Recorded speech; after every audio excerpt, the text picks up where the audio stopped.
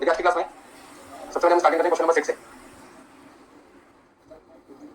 बहुत ही बढ़िया question exam के लिए।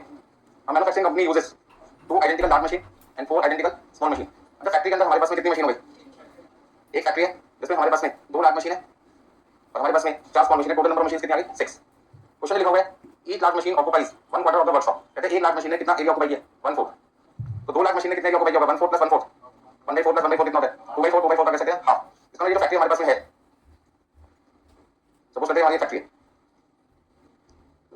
ठीक है। इस फैक्ट्री में 1/4 एरिया एक लार्ज मशीन के लिए आपने ऑक्युपाई कर लिया, 1 लार्ज मशीन, और दूसरी लार्ज मशीन ने कितना एरिया यूज किया होगा? 1/4। हम ये कह सकते हैं एक लार्ज मशीन का एरिया यदि 1/4 और दूसरा का भी 1/4 है तो दोनों लार्ज मशीन ने पूरी फैक्ट्री का कितना एरिया यूज कर लिया? आधा एरिया यूज कर लिया। आगे देखिए फुल्ली एम्प्लॉयड 3 वर्कर्स, एक लार्ज मशीन में एरिया कितना है?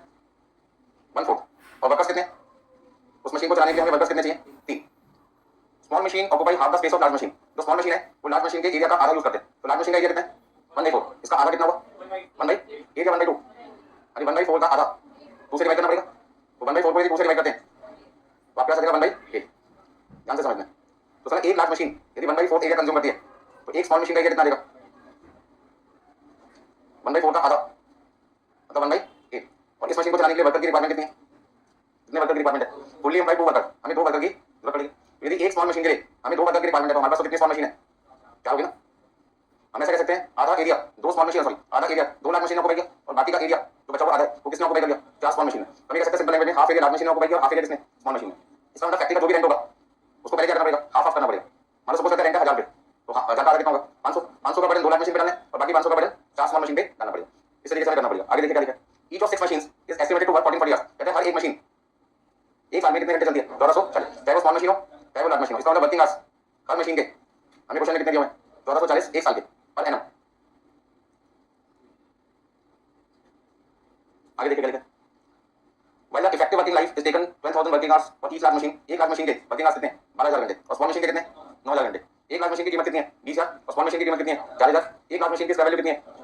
4000 और स्मॉल मशीन की कितनी है? 400 या 100। तो इसका मतलब लार्ज मशीन के बारे में हमें क्या क्या जानकारी दे रखी है? लार्ज मशीन से संबंधित इफेक्टिव लाइफ कितनी है? ये बताओ इफेक्टिव लाइफ। इफेक्टिव लाइफ का मतलब होल लाइफ में मशीन कितने घंटे चल सकती है।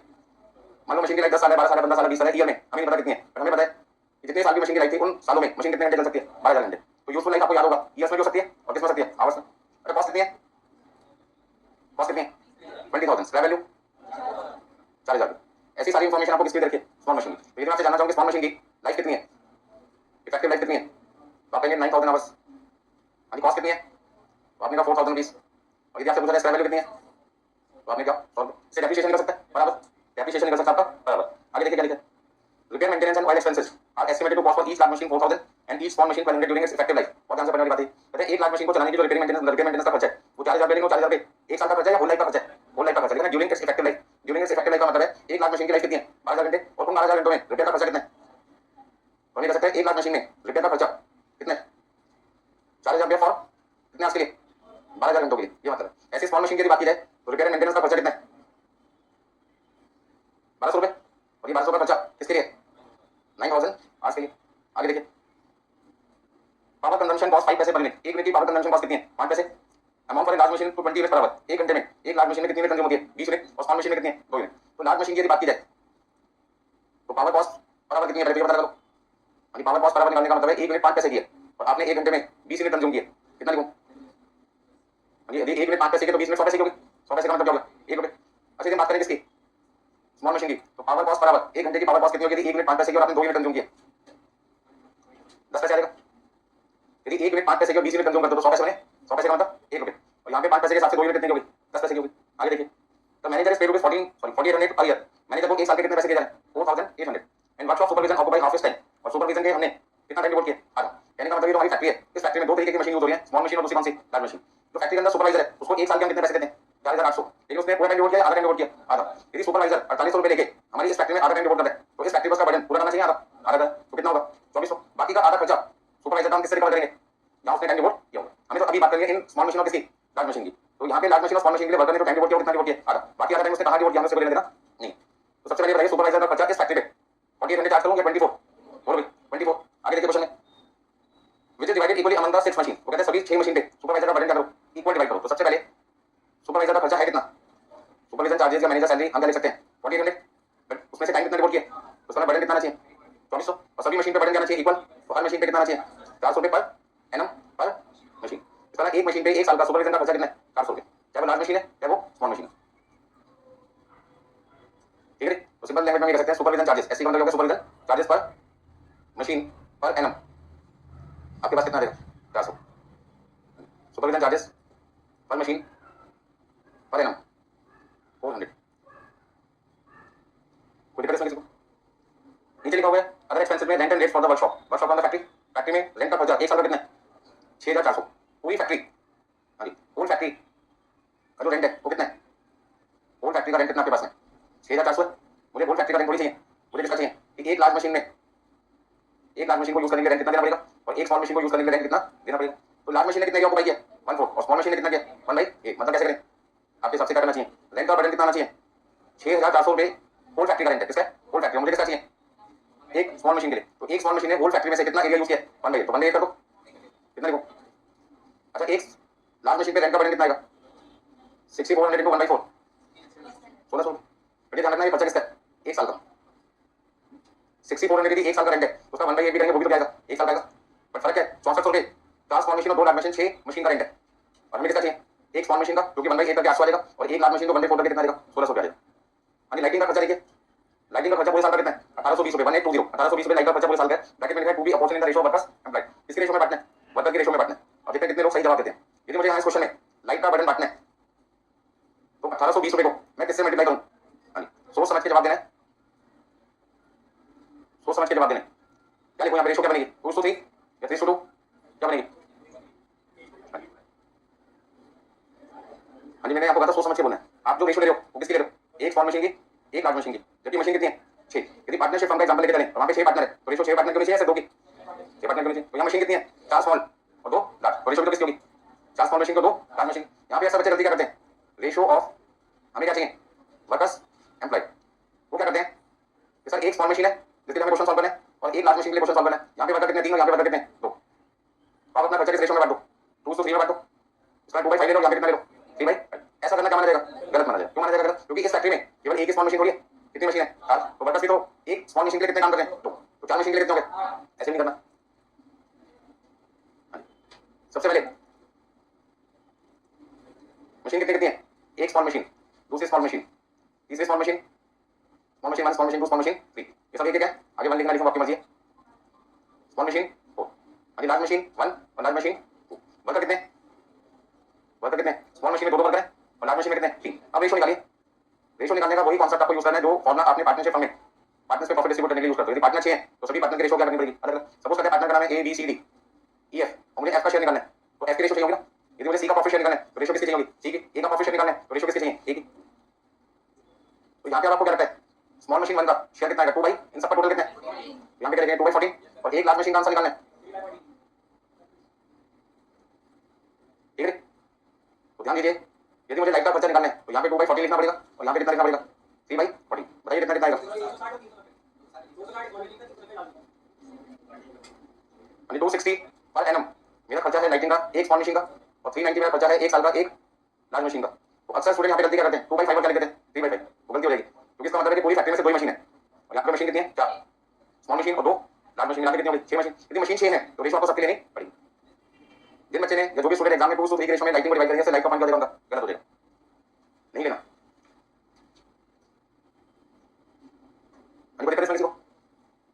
तो सारी चीजें मैंने आपको क्वेश्चन के क्वांटिटी में यहाँ पे समझा दी है। आपको करना क्या क्वेश्चन में लास्ट पॉइंट पढ़ना है। Taking a period of 3 months as a basis. आपको अपना क्वेश्चन एक साल के लिए सॉल्व नहीं करना। किसके लिए करना है? 3 महीने। अच्छा, ये क्वेश्चन 3 महीने के सॉल्व करोगे तो सबसे पहले आपको क्या करना पड़ेगा? तो वर्किंग आवर्स 1 साल के हैं वो वर्किंग आवर्स आपको 1 साल से किस पे लाने पड़ेंगे? 3 मंथ्स के लिए लाने पड़ेंगे और 3 मंथ्स पे लाने के लिए 1440 को 3/12 से मल्टीप्लाई करो, कितना आएगा? 360 घंटे। इसका मतलब आपका जो एमएचआर निकलेगा उसमें फैक्ट्री एक्सपेंसेस को किससे डिवाइड कर दो? मशीन आवर्स से डिवाइड कर दो। तो वो मशीन आवर्स आपको 1440 लेना है 360 लेना है? जल्दी बताओ भाई। 360 घंटे लेके चलना है। क्यों? क्योंकि क्वेश्चन के अंदर उन्होंने बेस केस को लेके चले 3 मंथ्स को। तो उसका ऊपर खर्चे भी किसके होने चाहिए? 3 महीने के और नीचे मशीन आवर्स भी किसके होने चाहिए? 3 महीने के। मतलब एक्सपेंसेस भी 3 मंथ्स के होने चाहिए और आवर्स भी किसके होने चाहिए? 3 मंथ्स के। अब जल्दी से नोट कीजिए और सॉल्यूशन की तैयारी करते हैं। तो एक बार इन शॉर्ट पूरा क्वेश्चन समझा देता हूं। एक फैक्ट्री को हमने 2 पार्ट में डिवाइड कर दिया। आधा एरिया 2 लार्ज मशीन के लिए और बाकी आधा एरिया किसके लिए? 4 स्मॉल मशीन के लिए। ठीक है। तो यदि हम बात करें लार्ज मशीन की तो लार्ज मशीन ने कितने एरिया को किया? क्वेश्चन में 1/4 और स्मॉल मशीन ने लार्ज मशीन का एरिया का आधा तो 1/4 का कितना हो गया? 1/8। एक लार्ज मशीन के लिए हमें 3 वर्कर चाहिए और एक स्मॉल मशीन के लिए हमें कितने वर्कर चाहिए? 2। रिपेयर एंड मेंटेनेंस का खर्चा 1200 रुपए है किसके लिए? 9000 का ऐसे यहाँ पे लार्ज मशीन में रिपेयर मेंटेनेंस का खर्चा 4000 रुपए किसके लिए? 12,000 घंटे का। मशीन की कॉस्ट है, स्मॉल मशीन की 4000 स्क्रैप वैल्यू 100 लाइफ कितनी है? 9000। तो पॉइंट यहाँ पे समझ सकते हैं। Point number 1, point number 2, point number 3, point number 4, point number 5, point number 6 और एक तरीके से डेप्रिसिएशन निकालने के लिए कौन सा पॉइंट है? Point number 7। अब इसमें कुछ खर्चे स्टैंडिंग है और कुछ खर्चे रनिंग है। आप कैसे कोई मुझे बताइए कि कौन से खर्चे को इस क्वेश्चन में स्टैंडिंग माना जाएगा? उन सभी खर्चों को स्टैंडिंग माना जाएगा जिसको निकालते टाइम हमें टाइम को कंसीडर नहीं करना। तो मुझे लगता है टाइम को निकालने में टाइम का यूज नहीं है। तो ये कौन से खर्चे हो गए? स्टैंडिंग। Standing charges. लाइट का खर्चा कौन सा है? सुपरविजन भी कौन सा है? स्टैंडिंग। अच्छा, डेप्रिसिएशन इस क्वेश्चन में रनिंग माना जाएगा। क्यों? क्योंकि जो लाइफ है वो किसमें? लाइफ किसमें? आवर्स में। तो यदि लाइफ आवर्स में तो डेप्रिसिएशन बराबर निकलेगा। तो फिर अमाउंट पे निकालने के लिए आवर्स को मल्टीप्लाई करना पड़ेगा। मतलब आवर्स की रिक्वायरमेंट है कौन सा हो गया? रनिंग। रिपेयर मेंटेनेंस 1200 का खर्चा है कितने आवर्स के लिए? 9000 घंटे के लिए। तो जब मैं 1200 को 9000 से डिवाइड करूंगा तो रिपेयर का खर्चा 1 घंटे का निकलेगा। तो उसका ये भी कौन सा मान लिया जाएगा? रनिंग। पावर कॉस्ट होती कौन सी है? रनिंग होती है। अच्छा, यहाँ पे क्या लिखा हुआ है? ये तो हमने लिख लिया था। तो 1.2 लिख दिया, हटा देते हैं। 400 तो हमने कैलकुलेशन की थी, ठीक है। ये मेरे तरीके से सेपरेट कैलकुलेशन होगी। ये पॉइंट ऑलरेडी पॉइंट नंबर 3 में कवर हो गया। सुपरविजन चार्जेस पर मशीन पर है ना 400। तो इसमें इनमें 3 खर्चे स्टैंडिंग है और 3 खर्चे कौन से हैं? रनिंग।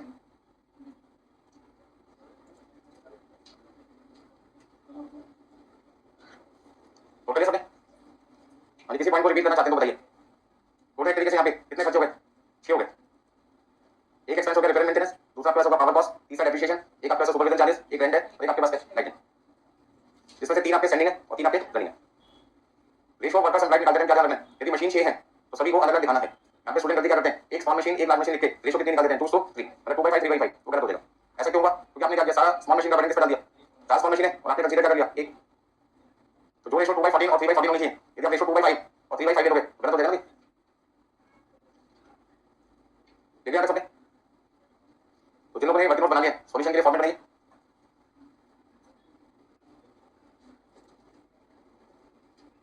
कंप्यूटेशन ऑफ एमएचआर किस लिए निकालना है? फॉर ईच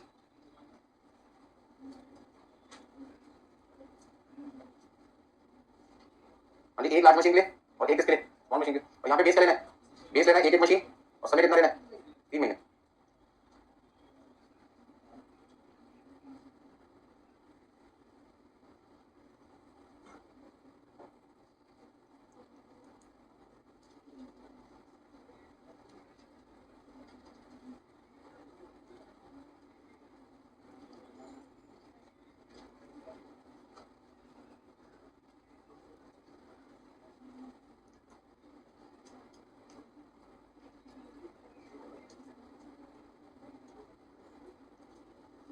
एक स्मॉल मशीन लेनी है और एक कौन सी लेनी है? Large machine. ठीक है सबने? तो सबसे पहले आपके जो खर्चे हैं वो कौन कौन से हैं? एक तो आपका स्टैंडिंग। स्टैंडिंग में कौन कौन से खर्चे लेने आपने?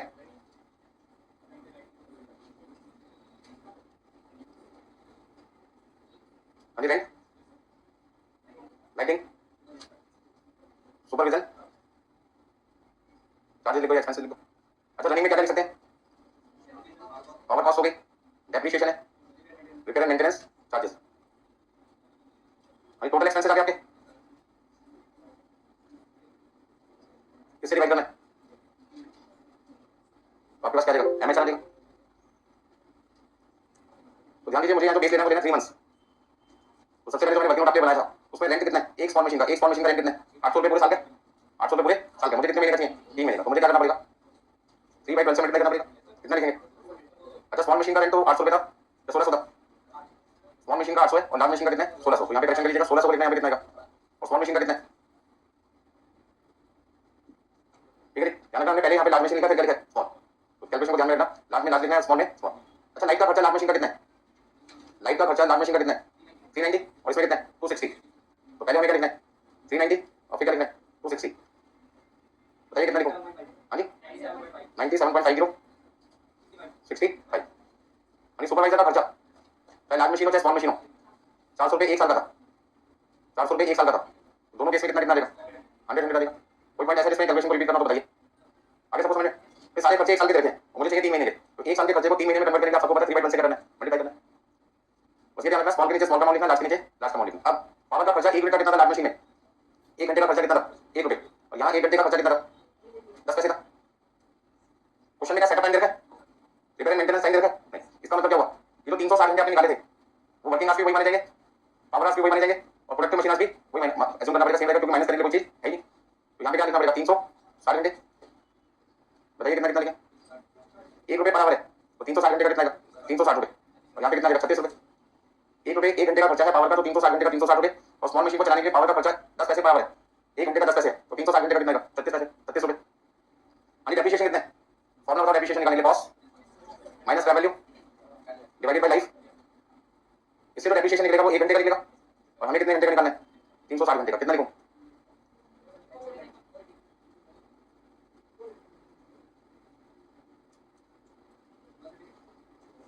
यानी कैलकुलेटर चाहिए तो बराबर से निकालो, बैग में सब यूज करो।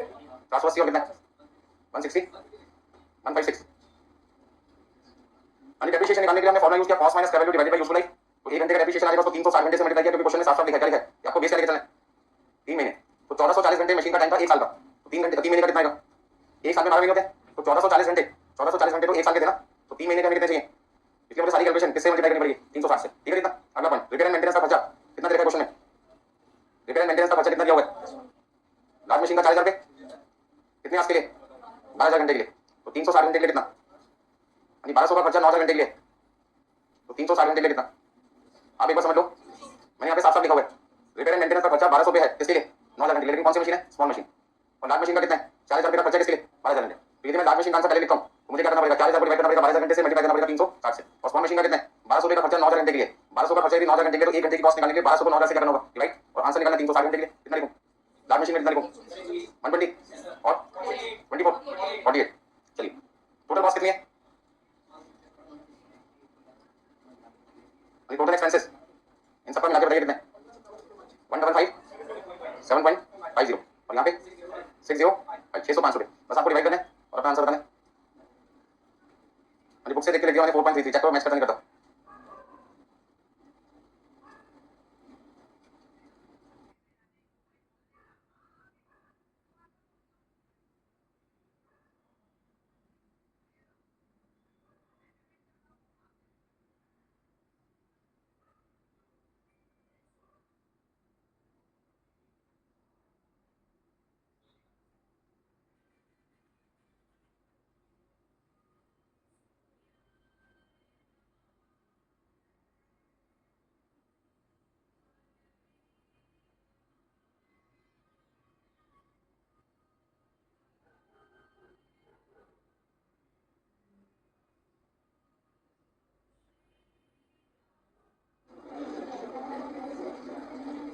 बोले 6 क्वेश्चन नंबर दिक्कत किसी को, दिक्कत तो होती नहीं किसी क्वेश्चन में भी।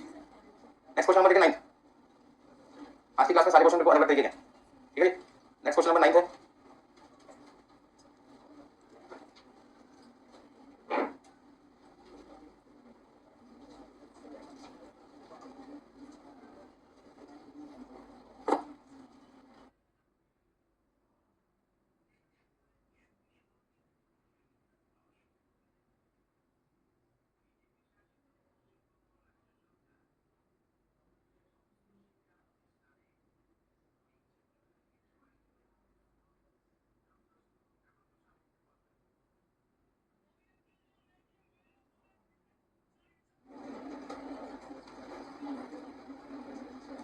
हो गया सबका भी।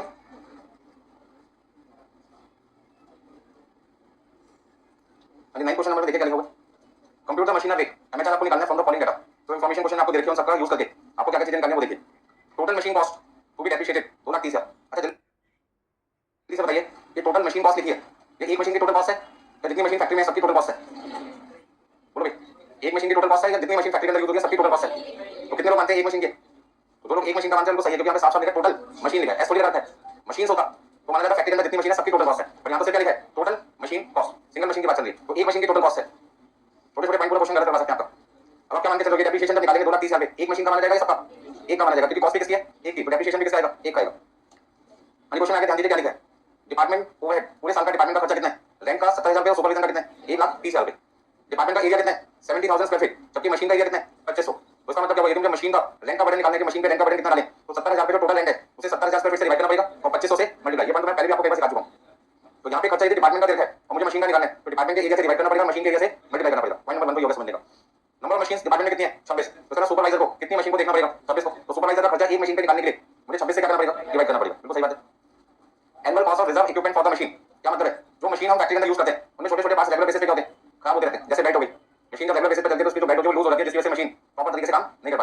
थे बचपन में साइकिल की चेन ढीली हो जाए और ज्यादा तेज आपने पैडल मार दिया तो चेन कर जाती थी, उतर जाती थी और चोट लगने के चांसेस ज्यादा थे, बढ़ जाते थे, गिरने के एक्सीडेंट होता था ना, गिर जाते थे एकदम से, डिसबैलेंस हो गया। तो वही प्रॉब्लम किसके साथ घट सकती है? एक्टिवा मशीन के साथ। तो जो मशीन की जो बेल्ट है वो बार-बार यूज होने की वजह से, रेगुलर यूज होने की वजह से क्या होती है, घिस जाती है, खराब होती है, ढीली हो जाती है। तो हम क्या करते हैं, 10-12 जो बेल्ट है वो स्पेयर में अपने पास रख लेते हैं। उसके अंदर यदि रेगुलर बेसिस पे हमें ऑयल चेंज करना है तो हमने 2-3 मॉडल की खरीद कर ली ऑयल की, उसे हम कहते हैं रिजर्व इक्विपमेंट। रिजर्व इक्विपमेंट का मतलब मशीन को चलाने के लिए जो छोटे-छोटे पार्ट्स रेगुलर बेसिस पे खराब होते हैं, हमने उन्हें क्या कर दिया, उनका एक रिजर्व बना के रख दिया। कितने रुपए खर्च कर दिए उस पे? 1500। अब वो 1500 का खर्चा मैं किसी एक मशीन के लिए करूंगा, 26 के लिए करूंगा, 26। तो यहाँ पे लिखा गया फॉर द मशीन्स, खाली मशीन ही है, एसपी लगा हुआ है, तो ये खर्चा 1500 रुपए का कितनी मशीन के लिए होगा? 26 के लिए। तो 26 से क्या कर दो, डिवाइड कर दो। अब बहुत बढ़िया पॉइंट आपके सामने आ रहा है जिसको ध्यान से समझते हैं। यानी आर्ट्स रन ऑन प्रोडक्शन कितने? 1800 घंटे। प्लीज बात ना कीजिए, ध्यान से समझिए क्या लिखा है। आर्ट्स रन ऑन प्रोडक्शन 1800 घंटे का मतलब है 1800 घंटे प्रोडक्शन हुआ है या नहीं हुआ? ये 1800 घंटे क्या है? 1800 घंटे क्या चीज है? टोटल वर्किंग आवर्स है या प्रोडक्टिव आवर्स है? Productive hours. इस क्वेश्चन में आपको क्या देता है? प्रोडक्टिव आवर्स देता है, जबकि हर क्वेश्चन में क्या देता था? Total working hours. तो प्रोडक्टिव वर्किंग आवर्स पे पहुंचना पड़ता था। यहाँ पे पहले से हम किस पे पहुंच चुके हैं? प्रोडक्टिव आवर्स पे। अच्छा, सेटअप टाइम क्वेश्चन में कितने? 200 घंटे। तो इस क्वेश्चन में सबसे पहले मैंने अपने आपसे क्या पूछा कि सर सेटअप टाइम है या नहीं? है या नहीं? है ना?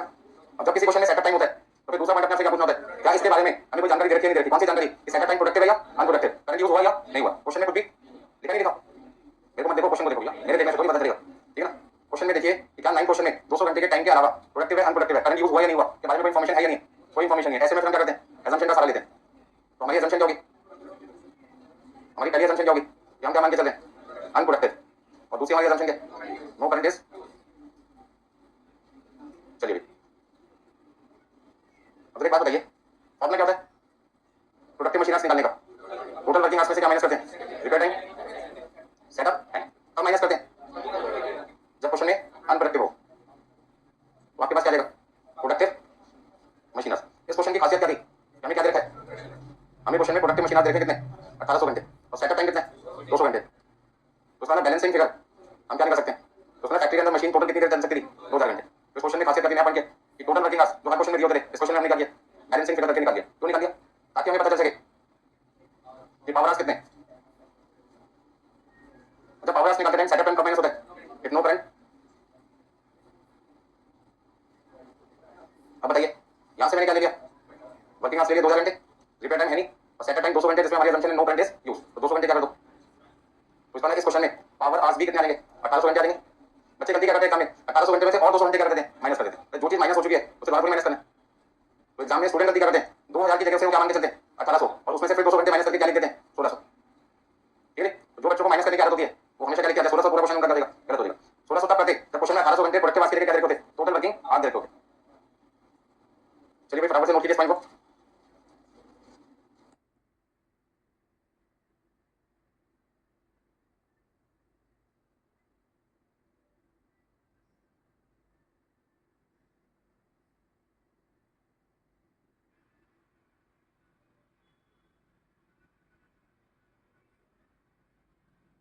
एक पॉइंट और ऐड कर लीजिए, यहाँ पे 1800 घंटे के आगे ब्रैकेट में कर लिखना ये भाई।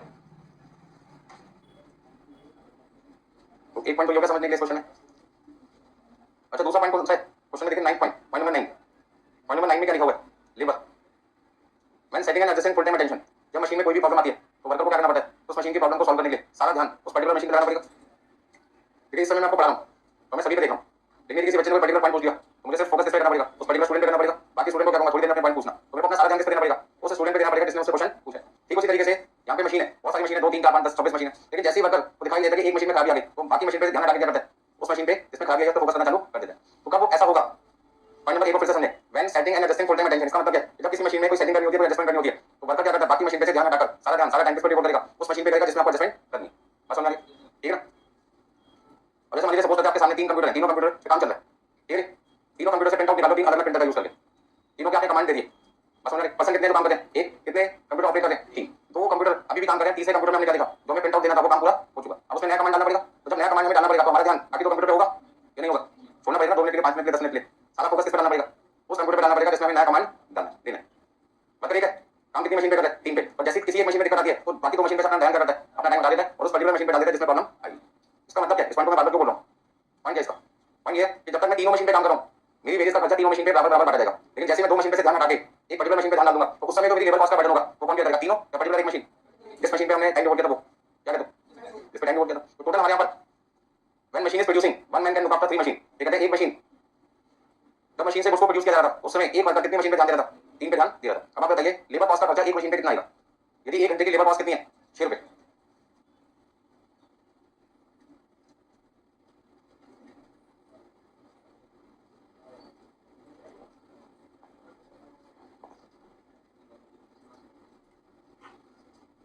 बहुत सिंपल क्वेश्चन मैंने आपसे पूछा क्या कि एक मशीन की लेबर कॉस्ट का खर्चा कितना है, तो सबसे पहले आप ये बताइए ये 1800 घंटे कौन से टाइम है, प्रोडक्टिव टाइम, और ये 1800 घंटे जब वर्कर को पैसे दिए जाएंगे तो वो कितनी मशीन पे ध्यान दे रहा होगा। तो इन 1800 घंटे का खर्चा जब हमने इनका किया होगा तो वर्कर ने इन 1800 घंटे के पैसे लेकर कितनी मशीन पे काम किया होगा, लिखा ना पॉइंट नंबर बी में, व्हेन मशीन इज प्रोड्यूसिंग, जब मशीन से गुड्स बनाया जा रहा था, एक आदमी कैन लुक आफ्टर 3 मशीन, कितनी मशीन पे ध्यान दे सकता है। तो 1800 घंटे वो टाइम है जिसमें मशीन से प्रोडक्शन हो रहा था, तो 1800 घंटे वो टाइम है जिसमें मशीन से प्रोडक्शन हो रहा है, उस समय एक आदमी कितनी मशीन पे ध्यान दे रहा है। तो 1800 घंटे की लेबर कॉस्ट के जो पैसे जाएंगे, लेबर कॉस्ट के पैसे तो मैं 1800 घंटे के दूंगा 6 रुपए के हिसाब से, तो वो बटन कितनी मशीन पे डालना पड़ेगा, 3 पे। अच्छा, तो मशीन में सेटिंग आपकी बात आई, मशीन में जब भी सेटिंग करनी पड़ेगी तो उन 200 घंटे के पैसे जब मैंने वर्कर को दिए होंगे 6 रुपए के हिसाब से, तो वो बटन कितनी मशीन पे डालना पड़ेगा, एक पे डालना पड़ेगा। इसका मतलब यहाँ पर कितना आएगा 3600 प्लस 1200 इक्वल टू 4800। तो लेबर कॉस्ट का खर्चा एक मशीन पे कितना बना जाएगा 4800।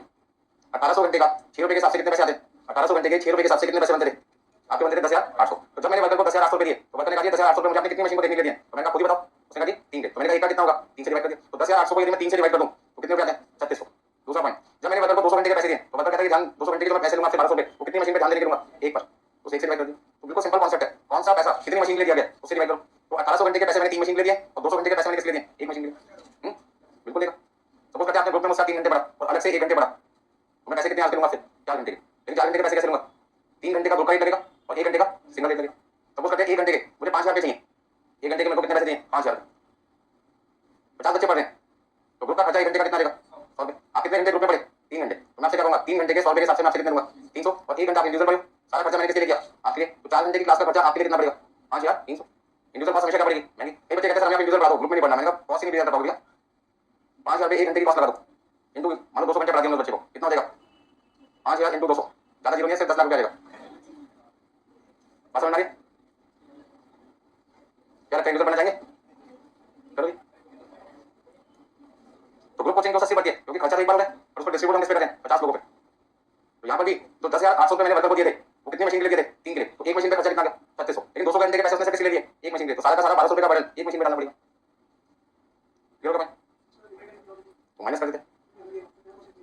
तो लेबर कॉस्ट का रिपेयर का तो लेने नहीं है, रिपेयर टाइम तो वो टाइम है जिसमें वर्कर ने कोई काम नहीं किया। आगे हमारा एग्रीमेंट होगा कि रिपेयर टाइम के भी वर्कर को पैसे दिए जाएंगे, तो वो क्वेश्चन में 6 रुपए से मल्टीप्लाई कर दिया था क्योंकि रिपेयर हर मशीन की क्या होगी अलग अलग होगी, तो वो भी सेटअप टाइम की तरह क्या होगा ऐड हो जाएगा। अभी 2 पॉइंट पे कोई पॉइंट ऐसा तो नहीं समझ में आया पूछ सकते हैं, रिपीट करो कौन सा पॉइंट रिपीट करना बताइए। अभी कब मुझे 3 से डिवाइड करना है जब कोई काम ग्रुप में हो रहा होगा, कब मुझे इससे डिवाइड करना है जब काम इंडिविजुअल होगा, सिंपल सा पॉइंट है, ठीक है। यदि 3 फ्रेंड्स मिलकर किसी दुकान पे जाते हैं और तीनों ने अलग अलग कोल्ड ड्रिंक खरीदी तो तीनों का बिल क्या आएगा अलग अलग, लेकिन तीनों ने मिलकर एक बॉटल खरीदी एक लीटर की, तो पैसे को एक बार देने पड़ेगा लेकिन डिस्ट्रीब्यूशन तो तीनों होगा ना। बात समझ आ रही है, तो समझदारी क्या करते हैं कॉस्ट को यदि बचाने तो 1 लीटर की बॉटल खरीदो सस्ती पड़ेगी, यदि सबने अलग अलग कोल्ड ड्रिंक की बॉटल खरीदी तो महंगी पड़ेगी। चलिए आंसर निकालते हैं वरना। अच्छा एक बात बताइए, यहाँ तो मैं एमएचआर निकालूंगा वो कौन सा होगा, नॉर्मल एमएचआर या कॉम्प्रिहेंसिव, जल्दी बताइए। ये तो लेबर कॉस्ट है 4800 रुपए, कौन सी लेबर कॉस्ट है डायरेक्ट लेबर कॉस्ट, और यदि मैं डायरेक्ट लेबर कॉस्ट को कंसीडर करके आंसर निकालूंगा तो एमएचआर कौन सा बनेगा कॉम्प्रिहेंसिव, आपको यहाँ पे लिखना पड़ेगा कॉम्प्रिहेंसिव एमएचआर, जिसका मतलब है टोटल एक्सपेंसेस पर मशीनर। कॉम्प्रिहेंसिव मशीनरी का मतलब है टोटल एक्सपेंसेस पर मशीनर, जिसके अंदर डायरेक्ट कॉस्ट भी शामिल है और इनडायरेक्ट कॉस्ट भी शामिल है। यहाँ पे मैं अपना बेस क्या लेके चल रहा हूँ, क्या बेस लेके चल रहा हूँ 1 साल और कितनी मशीन एक मशीन।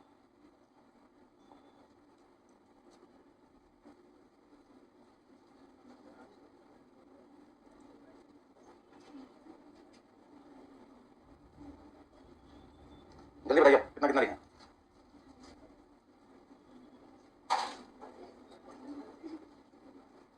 कुछ खर्चे कौन से हैं स्पेंडिंग,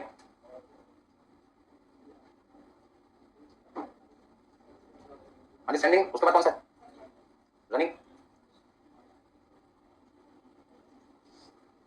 और एक आपके पास कौन सा direct labour cost, total expenses आ जाएंगे प्रोडक्टिव मशीनर्स, और आपको यहाँ पे क्या लिखना है एमएचआर। जल्दी से बताइए स्टैंडिंग चार्जेस कौन कौन से क्वेश्चन है, एक तो रेंट हो गया, दूसरा सुपरविजन चार्जेस, तीसरा डेप्रिसिएशन, कोई भी चीज ऊपर नीचे लिख सकते हैं, कोई फर्क नहीं पड़ता, डेप्रिसिएशन पहले लिखें बाद में लिखें। नेक्स्ट कौन सा हाँ जी reserve equipment cost, running asset में क्या लिखेंगे तो डायरेक्ट लेबर कॉस्ट एक बार फिर से समझा देता हूँ। 1800 घंटे के पैसे मैं कितनी मशीन ले रहा हूँ 3 के लिए, और 1 घंटे का खर्चा कितना है 6 रुपए। अच्छा 200 घंटे के पैसे मैं किसके लिए दे रहा हूँ एक मशीन के लिए, तो मेरे पास कितना रहेगा 3600 रुपए प्लस 1200 रुपए इक्वल टू 4800 रुपए। सिंपल पॉइंट है कौन सा खर्चा किसके लिए किया, एक के लिए किया तो सारा का सारा बर्डन एक को भी करना पड़ेगा, सबके लिए किया तो बर्डन सबके आएगा। तो मैं इस रूम का यूज सारे बच्चों को पढ़ाने के लिए रहूंगा तो बर्डन सब पे डालना पड़ेगा, और जब ये यूज खाली एक पर्टिकुलर स्टूडेंट के लिए होगा तो स्टूडेंट का खर्चा उस 1 घंटे का सारा उस पर्टिकुलर स्टूडेंट को भी करना पड़ेगा। पीएमएच कितने 1800 घंटे 1800। आगे देखिए क्वेश्चन में क्या लिखा। अच्छा रेंट कितना क्वेश्चन में 70,000 पे 70,000 पे का तो रेंट आपने पे किया था वो कितने स्क्वायर फीट के लिए दिया था 70,000 स्क्वायर फीट एरिया के लिए पे किया था। आपको 2500 स्क्वायर फीट एरिया यूज करने के लिए कितना रेंट देना चाहिए मशीन के लिए 2500। सुपरविजन का खर्चा आपके पास है 1,30,000 और 1,30,000 का खर्चा सुपरविजन का कितनी मशीन को देखभाल करने के लिए क्या होगा 26। तो एक मशीन के लिए कितने 5,000। डेप्रिसिएशन निकालते हैं कॉस्ट कितनी है 2,30,000। स्क्रैप वैल्यू कितनी है डेली रखी लाइफ कितनी है 10 साल। तो एक साल का डेप्रिसिएशन कितना आएगा एक मशीन का 23,000।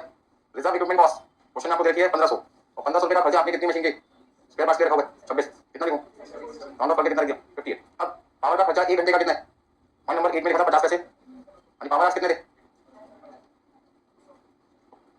तो कितना लिखेंगे 900। सबको जोड़कर आपको बताना कितना आएगा 36,258 divide by 1800 equal to 20 point. तो इसमें 1 घंटे एक मशीन चलने का खर्चा आपके पास इस क्वेश्चन में 20.14। इस क्वेश्चन में दो मेन पॉइंट थे मेरे हिसाब से। पहला मेन पॉइंट क्या था टोटल वर्किंग आवर्स निकालना और दूसरा मेन कैलकुलेशन करके डायरेक्ट लेबर कॉस्ट के।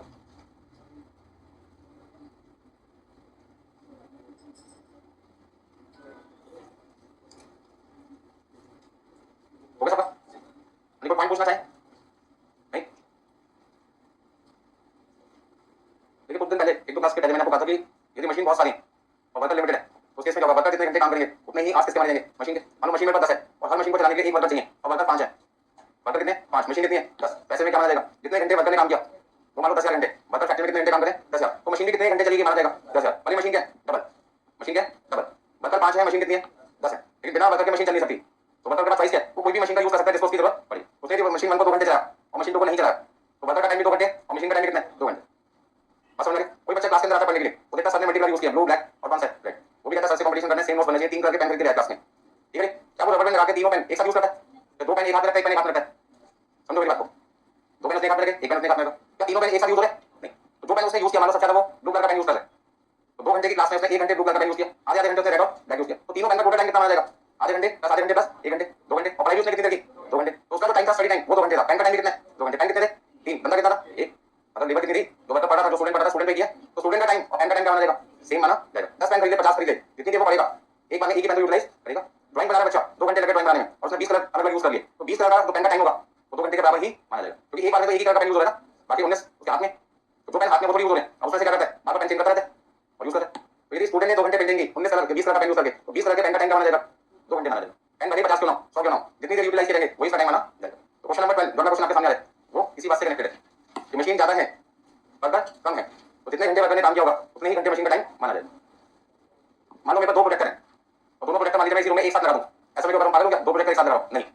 प्रोजेक्टर जब मैंने खरीदा था तो सेलर ने मुझे कहा था कि एक बार में 3 घंटे से ज्यादा लगातार प्रोजेक्टर यूज मत करना क्योंकि इसकी लाइफ क्या हो सकती है कम हो सकती है। तो मैंने क्या किया 3 घंटे एक प्रोजेक्टर यूज किया उसको बंद कर दिया फिर दूसरा प्रोजेक्टर यूज कर लिया। मान लो मुझे क्लास लेनी थी 4 घंटे की तो मैंने समझ से क्या काम किया पढ़ाया तो 4 घंटे एक प्रोजेक्टर 2 घंटे यूज किया तो बंद कर दिया इमीडिएटली मैंने दूसरा प्रोजेक्टर क्या कर दिया स्टार्ट कर दिया।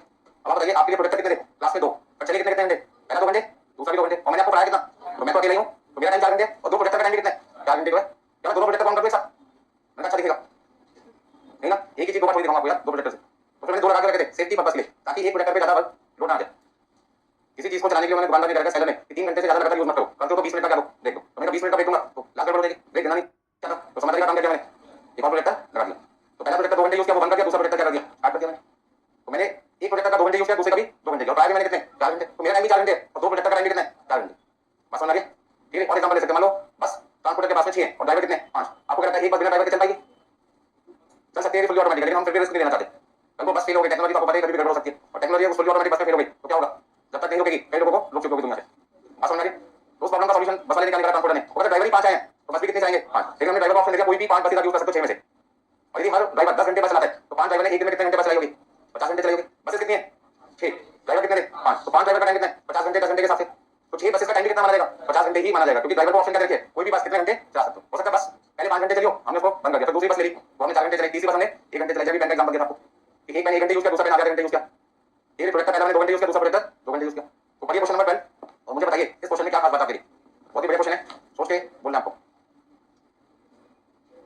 Question number 12 A manufacturing concern ABC Limited the machine shop has 8 identical machine identical का मतलब सेम मशीन है सिमिलर मशीन है एक जैसी मशीन है भाई मैंने 6 ऑपरेटर मशीन कितनी है 8 ऑपरेटर कितने हैं 6 the machines can not be work without operator holding engage on them. साफ साफ बोल दिया कि बिना वर्कर के मशीन को चलाना पॉसिबल नहीं है। तो इस बात से ये क्लियर होगा कि मुझे मशीन का टाइम चाहिए, तो मशीन का टाइम किसके टाइम के बराबर होगा? 6 वर्कर के ऑपरेटर के टाइम के बराबर होगा। तो यदि आपको क्वेश्चन में मशीन आवर्स निकालने, मशीन आवर्स ऑफ कितनी मशीन?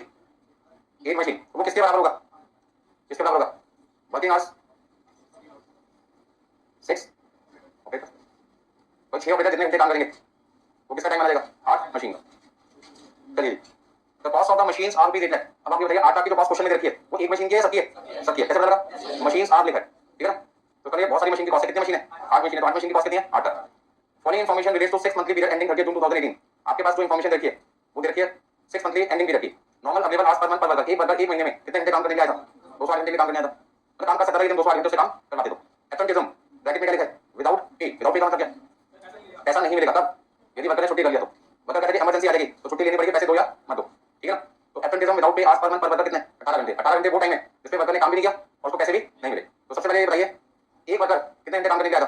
208 घंटे के लिए। उसमें से उसने कितने घंटे काम नहीं किया? 18 घंटे काम नहीं किया। फिर लीव, फिर से वर्कर ने क्या ले ली? छुट्टी ले ली। कितने घंटे की? 20 घंटे की। लेकिन अब क्या लिखा है? विद पे। विद पे का मतलब वर्कर ने 20 घंटे की छुट्टी तो ले ली, काम नहीं किया, पर उसको पैसे मिलेंगे। हम यहाँ पर क्या निकालते हैं? हम तो ये पता लगा रहे हैं कि वर्कर ने कितनी देर काम किया, पैसे मिले ना मिले तो बात की बात है। अभी तो हम क्या ढूंढ रहे हैं? क्या ढूंढ रहे हैं? क्या ढूंढ रहे हैं कि वर्कर ने कितनी देर काम किया, पैसे मिलेंगे नहीं मिलेंगे तो बात का झगड़ा है। अभी तो क्या ढूंढ रहे हैं कि वर्कर ने कितनी देर काम किया? 208 घंटे में से। तो पहली बार 208 घंटे में वर्कर ने 18 घंटे काम नहीं किया, दूसरी बार कितने घंटे काम नहीं किया? 20 घंटे। फिर क्या लिखा है? आइडियल टाइम कितने घंटे? आइडियल टाइम कितने? 10 घंटे। आइडियल टाइम का मतलब क्या? फैक्ट्री में आने के बाद भी वर्कर 10 घंटे काम नहीं कर पाए, मशीन खराब हो गई, लाइट चली गई, मटेरियल की शॉर्टेज हो सकती है, वो गया नॉर्मल आइडियल टाइम। नॉर्मल का मतलब क्या? एक काम करके जब वर्कर दूसरा काम करता है तो उसको ब्रेक देना जरूरी है, अदरवाइज उसकी एफिशिएंसी क्या होगी? कम हो जाएगी और क्वालिटी प्रोडक्ट की क्या हो सकती है? गिर सकती है, जिससे हमारा हेवी लॉस हो सकता है, ठीक है? तो tea break, lunch break, coffee break, ये सारे ब्रेक हमें वर्कर को देने पड़ते हैं। वो कौन सा आइडियल टाइम होगा? Normal ideal time. अब आप एक बात बताइए 208 घंटे में यदि वर्कर ने 18 घंटे काम नहीं किया, 20 घंटे काम नहीं किया, 10 घंटे काम नहीं किया, तो उसने काम ही कितनी देर किया? 160 घंटे। 160 घंटे जो टाइम है वो किसका है? किसका है? एक महीने का। कितने महीने का? एक महीने का। हम यहाँ पे बेस का लेके चलते हैं।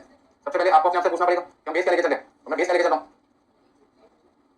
कितनी मशीन? 8 मशीन। और कितने समय के लिए? क्वेश्चन के ऊपर हेडिंग लेता था 6 मंथ एंडिंग पीरियड, तो मैंने अपना बेस ले लिया 6 महीने। आप एक महीना भी ले सकते हैं, एक साल भी ले सकते हैं, लास्ट में आपका मेरा आंसर जाएगा सेम आएगा। सेम क्यों आएगा? क्योंकि आप अपने एक्सपेंसेस को जब टाइम से डिवाइड करोगे तो आपका न्यूमरेटर डिनोमिनेटर का बेस क्या होगा? सेम होगा। ऊपर यदि कॉस्ट 1 साल की लिखोगे तो नीचे टाइम भी 1 साल का। ऊपर कॉस्ट 6 महीने की होगी तो नीचे टाइम 6 महीने का। ऊपर कॉस्ट यदि 1 महीने की होगी तो नीचे टाइम भी किसका होगा? 1 महीने का। तो आपका आंसर मेरा आंसर लास्ट में क्या हो जाएगा? मैच हो जाएगा। ये बेस आपको अपनी चॉइस के हिसाब से रखना पड़ता है। तो मैंने अपनी चॉइस रखी है 8 मशीन और कितना समय? 6 महीने। आप बदल के क्या लिख सकते हो? 1 मशीन 1 महीना, और बदल के क्या लिख सकते हो? 8 मशीन 1 साल। बहुत सारे ऑप्शन है।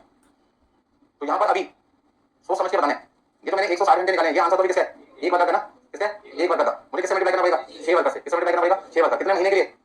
6 महीने। तो ये तो हो गया 6 मंथ्स और ये हो गया 6 वर्कर। तो बताइए कितना कितना लिखूं? जल्दी से बता दो। 5760 5760 5760 आवर्स। 6 वर्कर के द्वारा 6 महीने में काम किया गया। 5760 आवर्स 6 वर्कर द्वारा 6 महीने में काम किया गया। कितनी मशीन पे? 8 मशीन पे। तो 8 मशीन का टाइम कितना माना जाएगा? 8 मशीन का टाइम कितना माना जाएगा? जितनी देर 6 वर्कर ने काम किया, क्योंकि क्वेश्चन में साफ साफ लिखा है बिना वर्कर के मशीन चलाना संभव नहीं है। तो वर्कर जितनी देर काम करेंगे माना जाएगा उतनी ही देर मशीन यूज की गई, ठीक है? जैसे अभी मैंने आपको एग्जांपल दिया 2 प्रोडक्टर का। पहला प्रोडक्टर 2 घंटे यूज किया, दूसरा प्रोडक्टर 3 घंटे यूज किया, तो दोनों प्रोडक्टर मिलकर कितने यूज हुए? 5 घंटे। क्योंकि मैंने आपको बताया कितनी देर? 5 घंटे। तो मेरा टाइम पहले प्रोडक्टर पे 2 घंटे और दूसरे प्रोडक्टर पे 3 घंटे लगा। तो मेरा टाइम यदि 5 घंटे तो दो प्रोडक्टर का टाइम तो कितना है? 5 घंटे है ना। प्रोडक्टर 2 है, मैं कितना हूं? 1 हूं। आप 4 लगे पहले, चारों पेन को आधे घंटे यूज किया 2 घंटे की क्लास में, तो आपका टाइम कितना बनेगा? 2 घंटे। और चारों पेन का टाइम कितना है? आधे घंटे आधे घंटे आधे घंटे आधे घंटे। चारों टोटल कितना आएगा? 2 घंटे। तो 4 पेन का जो टाइम है वो टाइम किसके टाइम के बराबर है? आपके टाइम के बराबर। पेन 10 हो गया, 20 हो, 50 हो, 100 हो, उससे हमें कोई लेना देना नहीं।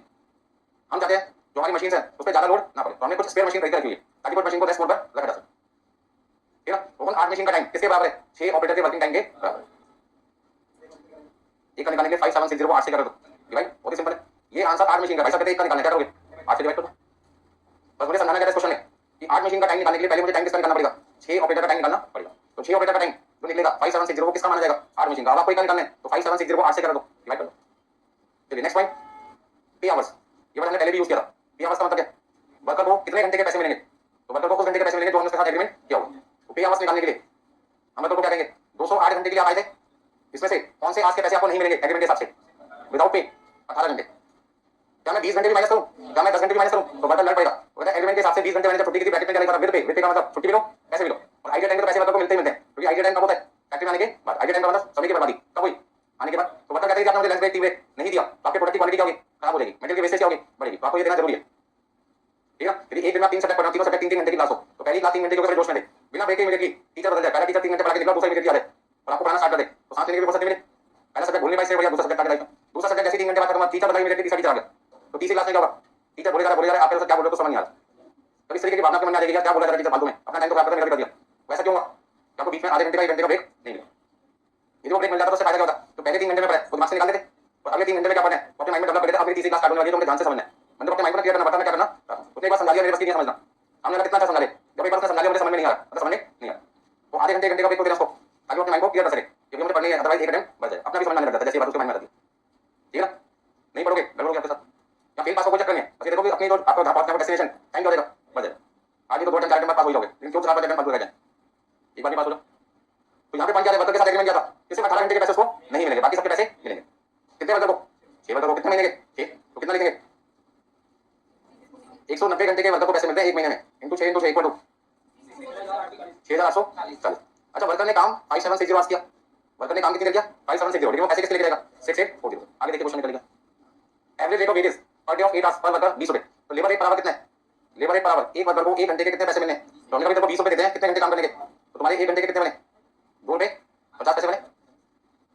यदि 20 रुपए लेके वर्कर 8 घंटे काम करे तो 1 घंटे काम करने के वो मुझसे कितने रुपए मांगता है इसका मतलब 2.5 रुपए मांगा 20 रुपए यदि मैं किसी को दूं 8 घंटे के तो 1 घंटे के मैं एवरेज को कितने दे रहा हूं 2 रुपए 50 पैसे। अब ऐसे में लेबर कॉस्ट कैसे निकालते हैं याद है कुछ डायरेक्ट लेबर कॉस्ट कैसे निकालेंगे एक तो बेसिक वेजेस और दूसरा क्या जोड़ना पड़ेगा बोनस है क्वेश्चन में यानी प्रोडक्शन बोनस भी है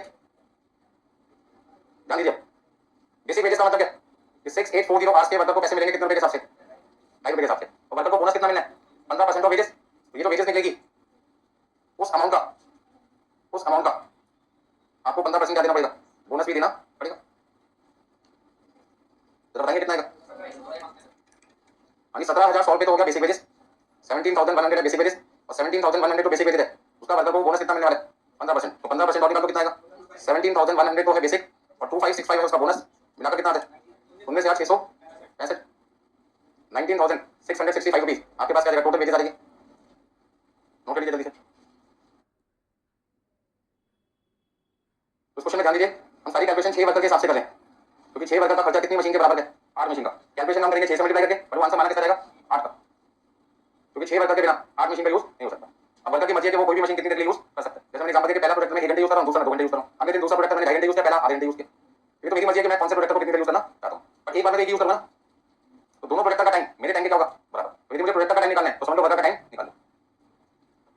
ठीक है मतलब सपोज करते आपके घर में 2 कार हैं दोनों कार आप ही चलाते हैं पहली कार 2 घंटे चलाई दूसरी कार 3 घंटे चलाई तो आपने कार कितनी देर चलाई 5 घंटे दोनों कार का टाइम भी कितना है 5 घंटे जो है कार आपके घर में किसी को और चलानी नहीं आती आपके अलावा तो जब भी आप कार चलाओगे एक बार में 2 घंटे चलाओगे एक बार में तो एक ही चलेगी कार 2 है मशीन कितनी होगी 2 कार मतलब मशीन पर्सन कितने हैं एक तो पर्सन का जो टाइम होगा वही टाइम किसका माना जाएगा कार चलाने का टाइम माना जाएगा।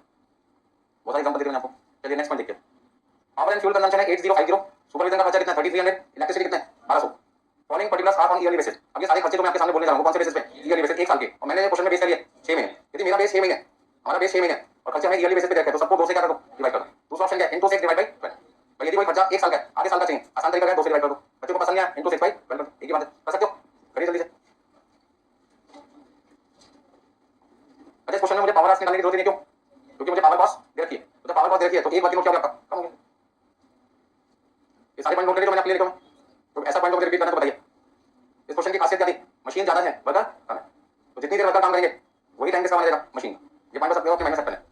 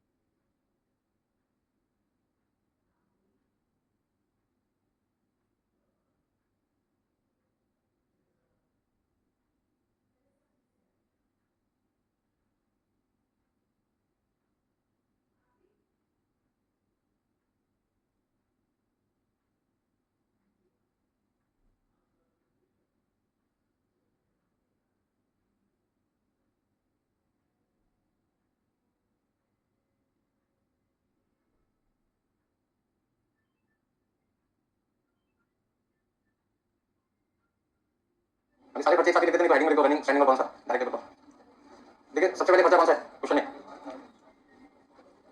हमारे पास डेप्रिसिएशन लिख सकते हैं।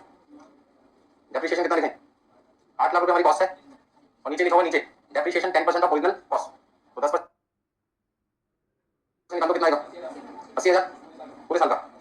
80,000 पे एक साल का, मुझे चाहिए 6 महीने का, तो 6/12 कर दो या डिवाइड बाय 2 कर दो, कितना लिखेंगे 40,000। अगला खर्चा कौन सा है, हाँ जी रिपेयर एंड मेंटेनेंस का। तो repair and maintenance charges question में कितना है 3% of value of machine, machine की वैल्यू 8 लाख रुपए, 3% कितना आएगा 24,000 पूरे साल का, हमें चाहिए 6 महीने का 12,000 रुपए। आपके पास में इंश्योरेंस, इंश्योरेंस हमें क्वेश्चन में दिया हुआ 40,000 रुपए पूरे साल का, हमें चाहिए 6 मंथ का 20,000 रुपए। फैक्ट्री एक्सपेंसेस क्या लिखा है, other, other factory expenses 12,000, 6 month का निकालना है 6,000 रुपए। Allocated general management expenses, allocated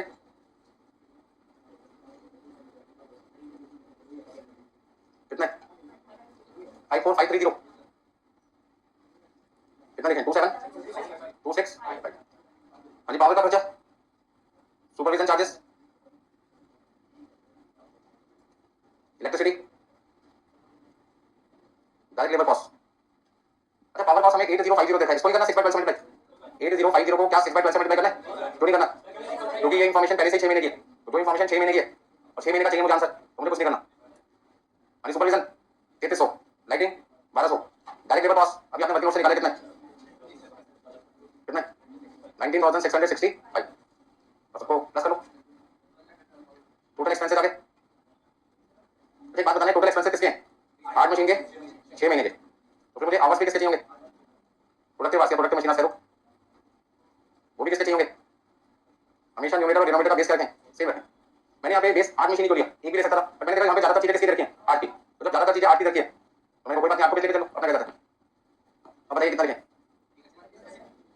hours कितने निकाले थे आपको याद है 5760, 5760। अब बस आपको क्या करना है, टोटल अमाउंट निकालना है, तो कितने 14 डिवाइड कर दो 23.87, तो 23.87 एक घंटे का बच जाएगा। अब बहुत ही छोटा सा पॉइंट, ये आंसर जो आपने निकाला है 23.87, सोच समझ के बोलना, ये आंसर किसका है, 8 मशीन का या एक का, अब बताइए भाई साहब 8 मशीन का सही जवाब गलत है, अरे खुद देखो यार, 8 को 8 से क्या कर लो, न्यूमरेटर में 8 है डिनोमिनेटर में 8 है, मतलब आप समझोगे छोटी छोटी बातें, यदि मैं 8 को 8 से डिवाइड कर दूंगा तो ये आंसर किसका रहेगा, तो एमएचआर हमेशा किसका निकलता है, एक मशीन का एक घंटे का, वन मशीन वन आवर, एक घंटे एक मशीन का खर्चा कितना है 23.87, जब से एमएचआर शुरू हुआ है तब से बता रहा हूं ये पॉइंट, ठीक है। ये आंसर किसका है, 8 मशीन का एक का, सिंगल मशीन का, सिंगल मशीन का कितनी देर का, एक घंटे, तो एक मशीन एक घंटे चले तो 23.87 बचे 23.87 आएगा। बस अगर एक बार देखिए क्या लिख के जाते हो क्लास में से, खाली रजिस्टर भरोगे बहुत नुकसान में जाओगे, एक नया रजिस्टर 50-60 रुपए का आएगा, उसे भरने में 1 महीना लग गया, आने जाने की ट्रांसपोर्टेशन कॉस्ट लग गई, कंपनी वाले को बेचोगे रजिस्टर किलो के हिसाब से बिकेगा, ठीक है। तो ऐसे कंपनी वाले रजिस्टर मत बेचो ना इतना पैसा लगा के।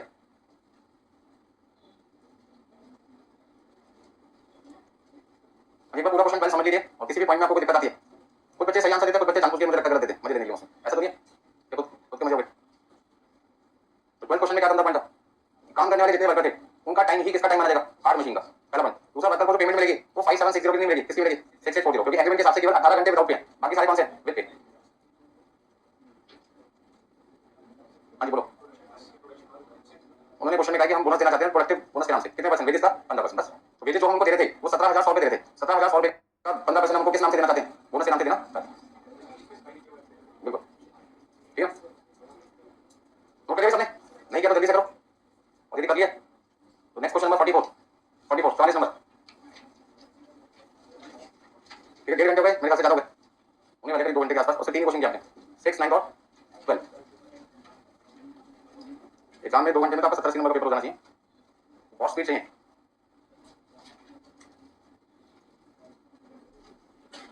लेकिन नेक्स्ट आपका 44 क्वेश्चन, करिए शुरू।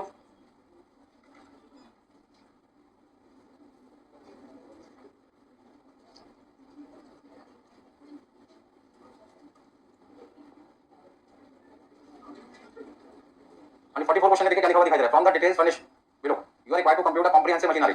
कॉम्प्रिहेंसिव का नाम सुनते ही दिमाग में क्या आता है, तो जितने भी तरीके के खर्चे थे सबको क्या कर लो, ऐड कर लो, चाहे वो डायरेक्ट कॉस्ट हो या इनडायरेक्ट कॉस्ट हो। Original purchase price of machine कितनी है 3,24,000, डेप्रिसिएशन कितने 10%, तो 3,24,000 का 10% लेना पड़ेगा आपको 32,400। Normal working hours for the month 200 घंटे, इसमें लिखा था machine machine work for only 75%। Machine कितने घंटे चली? 150 घंटे। तो बाकी 50 घंटे मशीन नहीं चल पाई। अब क्यों नहीं चल पाई देखना पड़ेगा, क्वेश्चन का रीजन बता रखा नहीं बता रखा। वेजेस टू मशीन मैन 125 रुपए हम देते हैं, एक दिन के कितने घंटे काम करेंगे? 8 घंटे काम करेंगे। तो 125 को 8 से डिवाइड कर दो तो 1 घंटे का मशीन मैन का खर्चा आएगा। और मशीन को चलाने के लिए मशीन मैन की तो जरूरत है ही, उसके साथ साथ किसकी भी रिक्वायरमेंट है? हेल्पर की भी रिक्वायरमेंट है। हेल्पर क्या करता है? मुझे कितने रुपए चाहिए? दिन के 75 रुपए चाहिए। कितने घंटे के? 8 घंटे के। पावर का खर्चा एक महीने का कितना है? 15,000। सुपरवाइजर का खर्चा कितना है? Supervisor charges apportion to the machine center for the month कितना है? 3,000। तो सुपरवाइजर का खर्चा हमने पहले से निकाल लिया। मशीन का कितना है? 3,000। लाइटिंग का खर्चा कितना है? 7,500। रिपेयर का खर्चा कितना है? 17,500। इंश्योरेंस कितना है? 1 साल का 16,250। जो मैं क्वेश्चन पढ़ रहा हूँ उसमें कुछ चीजें पर एनम है, कुछ चीजें पर मंथ है। या तो बेस 1 मंथ दो या बेस 1 ईयर दो। यदि डेप्रिसिएशन निकालते हैं बेस 1 ईयर ले तो 32,400, और यदि 1 मंथ को बेस लोगे तो 12 से क्या करना पड़ेगा? डिवाइड करना पड़ जाएगा। आगे देखिए, अदर जनरल एक्सपेंसेस लिखा पर एनम 27,500। यदि 1 मंथ का निकालना तो 12 से क्या करना होगा? डिवाइड करना पड़ेगा। नीचे लिखा था workers are paid a fixed DA. Worker को डीए कितना मिलता है? 1575 रुपए per month. Per month per month किसको? मशीन मैन को या हेल्पर को या दोनों को? जल्दी से सोच के बताओ। दोनों को 1575 मिलेंगे अलग अलग या 1575 दोनों का मिलाकर है? बोलो भाई। The workers are paid a fixed DA of rupees 1575 per month. Production bonus payable to workers in terms of the award is equal to 33.33% of basic wages and DA. At 10% of the basic wages and DA against leave wages and holidays with pay to arrive at the comprehensive labor wage for debt to the production. तो आपको यहाँ पे question में सबसे पहले क्या पता लगाना है? हमें क्या पता लगाना है? कॉम्प्रिहेंसिव। तो निकालते फटाफट से। ऊपर हेडिंग में क्या लिखेंगे? कॉम्प्रिहेंसिव।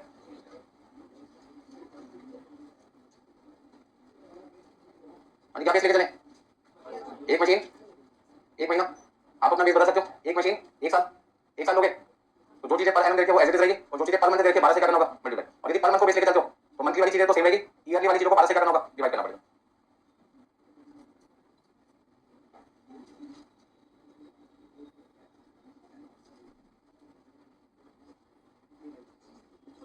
पहला खर्चा कौन सा है?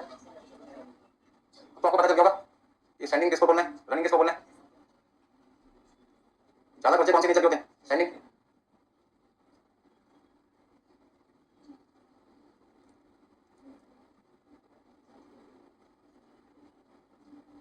और मशीन मैन कौन कौन है?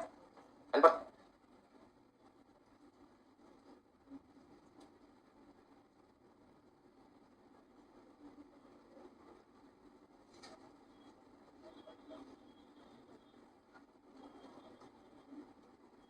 डेप्रिसिएशन लिखना है तो एक आपके पास है पावर कॉस्ट, एक आपका सुपरविजन चार्जेस,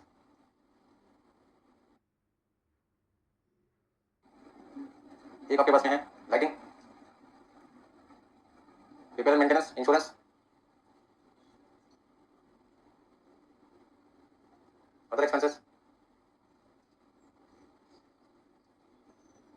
3,24,000 का पहले तो निकाला 10%, आपके पास आएगा 32,400। और ये डेप्रिसिएशन एक साल का 12 से क्या करना पड़ेगा? डिवाइड। कितना लिखूं? 2700। और सुपरविजन चार्जेस कितना भी? 3,000 एक महीने का, तो पूरा का पूरा लिखो 3,000। लाइट का खर्चा एक महीने का, पूरा का पूरा लिखो 7,500। रिपेयर मेंटेनेंस 17,500 एक महीने का। इंश्योरेंस पूरे साल का 16,250। तो 16,250 को डिवाइड करना पड़ेगा किससे? 12 से। कितना लिखेंगे? 1354। अदर एक्सपेंसेस 27,500 पूरे साल के हैं, 12 से डिवाइड किया 2292। पावर का खर्चा में क्वेश्चन में निकाल के दिया हुआ है 15,000 रुपये। इस क्वेश्चन में मेन पॉइंट है। अच्छा तो आवाज कितने लेंगे यहाँ पे? एक महीने में हम कितने घंटे काम कर सकते थे, लेकिन काम किया कितनी देर है? 75%। मतलब कि तो बाकी के 50 घंटे क्या हो गए? आइडिया टाइम हो गया। वर्कर फैक्ट्री में आए लेकिन उन्होंने काम नहीं किया। अब केवल क्वेश्चन में कौन सा पॉइंट है आपका? वेरियस का पॉइंट लगे।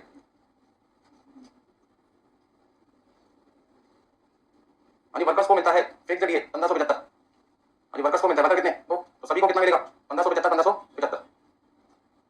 तो सबसे पहले मुझे मशीन मैन का खर्चा निकालना पड़ेगा एक महीने का, और एक महीने का खर्चा किसका निकालना पड़ेगा? हेल्पर का। और दोनों को यहाँ पे क्या कर देंगे? ऐड करके लिख देंगे। नोट कीजिए जल्दी से यहाँ तक।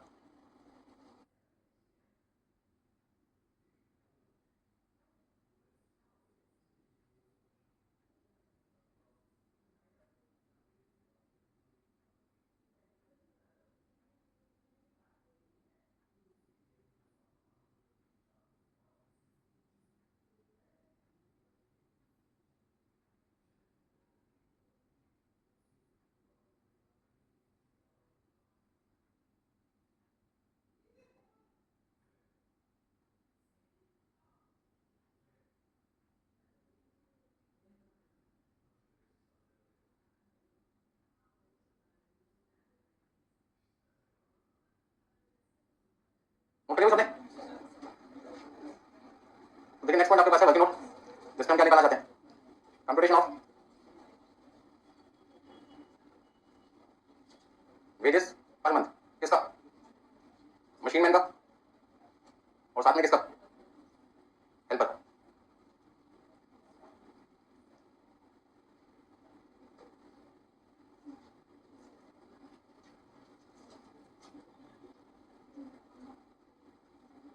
और बेसिक वेजेस कैसे निकलेंगे? वर्कर को पैसे आप एक बात बताइए, 200 घंटे के मिलेंगे, 150 घंटे के? वर्कर आया कितने देर के लिए था? 200 घंटे। काम उसने कितना किया? 150 घंटे। तो जो 50 घंटे वर्कर फैक्ट्री में आके नहीं काम कर पाया, वो आईटी टाइम हो गया, और आईटी टाइम पे भी वर्कर को क्या मिलते हैं? पैसे मिलते हैं। तो पहला जो वर्कर है उसे कितने पैसे मिलेंगे? वो कहता है मैं आपसे 125 रुपए लेता हूँ, कितने घंटे काम करने के? 8 घंटे काम करने के। मैंने एक महीने में कितने घंटे टाइम डिवोट किया है? 200 घंटे। दूसरा वर्कर क्या कहता है? मैं आपसे एक दिन के 75 रुपए लेता हूँ, 8 घंटे के, और मैंने भी फैक्ट्री में कितना टाइम डिवोट किया है? 200 घंटे। आप काम करवाओ ना करवाओ, ये आपकी गलती, आपका मैनेजमेंट ठीक नहीं है। हम तो काम करने के लिए कितनी देर आए थे? 200 घंटे। तो पैसे भी आपसे कितनी देर लेंगे? 200 घंटे के। कितने नहीं बताओगे? 125 डिवाइड बाई 8 इंटू 200, 3125। और दूसरे केस में 1875। अभी वर्कर को फिक्स्ड डीए मिलना है, the workers are paid a fixed DA. Workers को फिक्स्ड डीए भी मिलता है, जितने भी वर्कर है सबको मिलता है 1575। अच्छा, बेसिक और डीए मिलाकर कितना आ गया? बेसिक वेजेस प्लस डीए दोनों को मिलाकर हम कह सकते हैं कितना अमाउंट आ गया? 47003450। अब इसका वर्कर को क्या मिलना है? प्रोडक्शन बोनस भी मिलना है। बोनस की परसेंटेज कितनी देखिए क्वेश्चन में? 33.33। 33.33 को कह सकते हैं 1/3। क्या कह सकते हैं? 1/3। तो 1/3 निकाल दो किसका? 1/3 किसका निकालना है? Basic wages plus DA. तो 47 हो गया ना बेसिक वेजेस और डीए। तो 4700 का 1/3 निकालो, और इधर 3450 का 1/3 निकालो। तो आपका कितना आएगा? 1567। और इधर 1150। तो अब आपके पास क्या आएगा? Basic plus DA plus bonus. इसमें तीन चीजें ऐड हो गई, basic plus DNS allowance plus bonus. कितना लिखूं? 6267। और कितना लिखूं? 46। अब इसमें क्या करना है? कुछ और बाकी है? Leave wages. यानी लीव वेजेस हमें क्या करना है? और ऐड करना है। कितना? 10% of basic wages and DA. ध्यान रखना, फिर से हमें 4700 रुपए वही बेस लेके चलना है, क्योंकि वो हमारा हो सकता है एग्जाम में क्वेश्चन में पॉइंट बदले। कल को कह सकते हैं basic plus DA plus bonus तीनों का 10% होना चाहिए, तो फिर मैं तीनों का 10% निकालता। बट अभी क्या लिखा है? बेसिक और डीए का 10% है, तो बेसिक और डीए 4700 है, 10% कितना आएगा? 470। और यहाँ पे 3450 का 10%, 345। कितना लिखूं? तो टोटल वेजेस कितनी कितनी आ गई आपके पास में? 6737 और 4945। टोटल वेजेस दोनों की मिला के कितनी आ रही है? Total wages of both workers, दोनों वर्कर का आ जाएगा 6737 प्लस 4945, 11682। यानी 4945 और 6737 आपके पास आ जाएगा 11682। तो क्वेश्चन को बड़ा बनाने के लिए इन्होंने ज्यादा पॉइंट किसके दे दिए? वेजेस के दे दिए।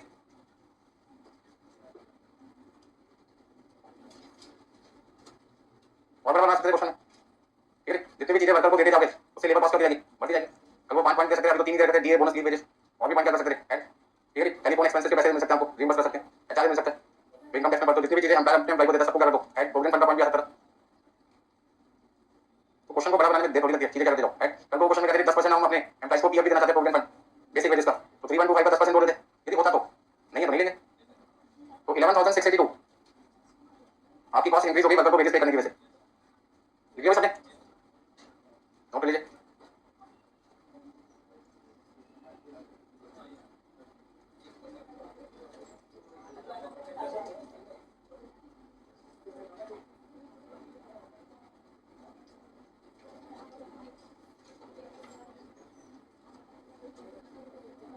हो गया सबसे? तो फाइनल आंसर निकालिए वो अपना, कितना था फाइनल आंसर?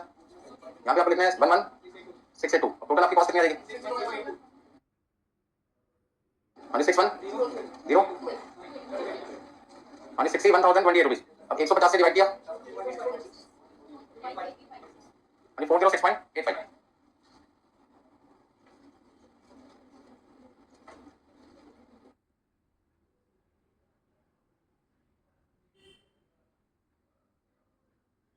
सभी ने नोट करिए। आज की क्लास में ज्यादातर क्वेश्चन में कौन सा पॉइंट था? वेजेस के। क्वेश्चन नंबर 9 में भी वेजेस था, क्वेश्चन नंबर आपका 12 में वेजेस था, 44 में भी वेजेस है।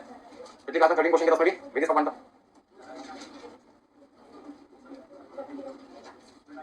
यानी वर्किंग नोट में दिक्कत किसी को? तो देखिए नेक्स्ट क्वेश्चन नंबर आपके पास है 11 क्वेश्चन, छोटा सा क्वेश्चन है। छोटा क्वेश्चन आपको मिल सकता है 4 नंबर से लेकर 6 नंबर के बीच में। 11 क्वेश्चन 11 नंबर 11 नंबर क्वेश्चन मैं आपको बता रहा हूँ, ऐसे सेम क्वेश्चन आपसे करवाऊंगा थोड़ी देर में। समय आपको बहुत बढ़िया चल रहा है, निकले जा रहा है, ठीक है? ठीक है, जब तक मैं समझा रहा हूँ समय आपका बढ़िया चल रहा है। समय कहाँ पे गड़बड़ होगा? तो खुद पढ़ना पड़ेगा, ठीक है ना? यहाँ तो मजबूरी में बैठे हुए हैं, पढ़ने पड़ रहे, घर में मन नहीं कर रहा, सब बुक को बंद करो, चलो निकल जाओ।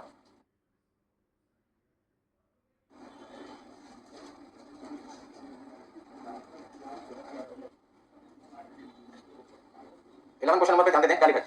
बहुत सिंपल क्वेश्चन है। द बजटेड वर्किंग कंडीशन और the cost center are as follows.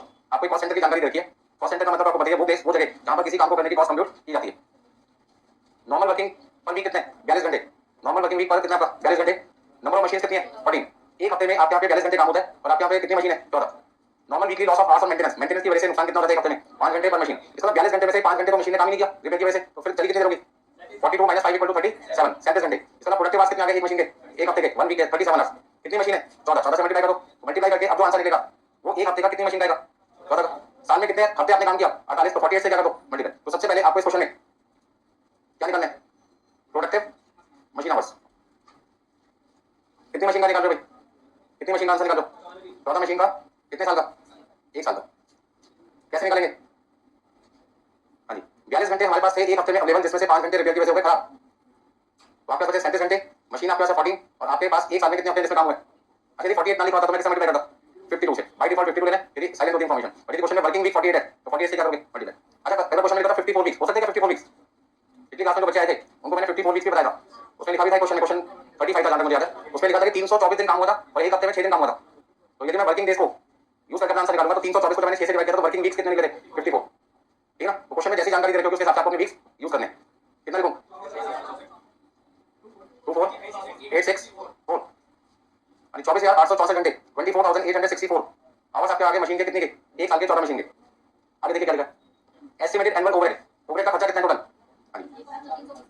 Factory overhead cost कितनी आ गई? कितना माना जाएगा? 1,24,320। अभी तो फैक्ट्री ओवरहेड कॉस्ट देखिए तो बताने रखी किसकी? एक मशीन की या 14 मशीन की? तो फिर क्या मान के चलना पड़ेगा? जब एक से ज्यादा मशीन हो और खर्चे क्या मेंशन हो वो किसका है, तो फिर आपको बाय डिफॉल्ट मान के चलना पड़ता है सभी का। कितने साल का? एक साल तो क्वेश्चन में लिखा है, एनुअल तो लिखा हुआ है, तो उसमें असम्पशन की जरूरत नहीं थी। अब पता लगाओ एमएचआर कितना है, यानी फैक्ट्री ओवरहेड को डिवाइड कर दो किससे? प्रोडक्टिव मशीन आवर्स से। मतलब कि 1,24,000 को 1,24,320 को डिवाइड कर देना किससे? तो आपके पास क्या देगा? 5 रुपीज पर आवर। अब समझदार बच्चों से फिर पूछा जाएगा कि ये आंसर जो मैंने निकाला है वो कितनी मशीन का है? एक मशीन का। कैसे पता लगा? देखो कॉस्ट तो 14 मशीन की है, तो फिर आंसर 14 का होना चाहिए था। एक का क्यों है? इन्होंने पिछली बार गलत जवाब दिया था, अब उनसे पूछे। हाँ जी बताओ, नहीं आंसर किसका है? क्यों भाई? फैक्ट्री ओवरहेड का ये खर्चा कितनी मशीन का है? 14 का। तो नीचे टाइम भी तो किसका है? तो 14 से 14 क्या हो गया? आंसर किसका आ गया? एक का। ठीक है ना? तो आपको हमेशा ये ध्यान रखना है कि एमएचआर जब भी निकाला जाता है वो आंसर किसका माना जाता है? एक मशीन का। एक मशीन बना तो 5 रुपए का खर्चा एक मशीन 1 घंटे चलने का खर्चा है फैक्ट्री का। यदि आपसे पूछे फैक्ट्री के अंदर 1 घंटे एक मशीन चले, 1 घंटे एक मशीन चले तो कितना खर्चा आएगा? 5 रुपीज। भाई बच्चे एक मशीन का आंसर निकालने के लिए इसे 14 से क्या करते थे डिवाइड, वो मत कर रहे इतना गलती से। 14 से तो पहले डिवाइड हो चुका। चलिए आगे देखें। You are required to calculate overhead rate per machine. तो सॉल्यूशन का पहला आंसर तो यही हो गया, सॉल्यूशन का फर्स्ट आंसर तो यही हो गया, एमएचआर निकालना था निकाल दिया। दूसरा पॉइंट आपसे क्या पूछ रहे हैं? अमाउंट ऑफ अंडर और over absorption of wages and overhead. आपके पास में कुछ इंफॉर्मेशन और देके जिसका पढ़ना बाकी है। एमएचआर क्या बताता है? फैक्ट्री एक्सपेंसेस पर मशीन। 1 घंटे एक मशीन के चलने का फैक्ट्री का खर्चा कितना है? 5 रुपीज।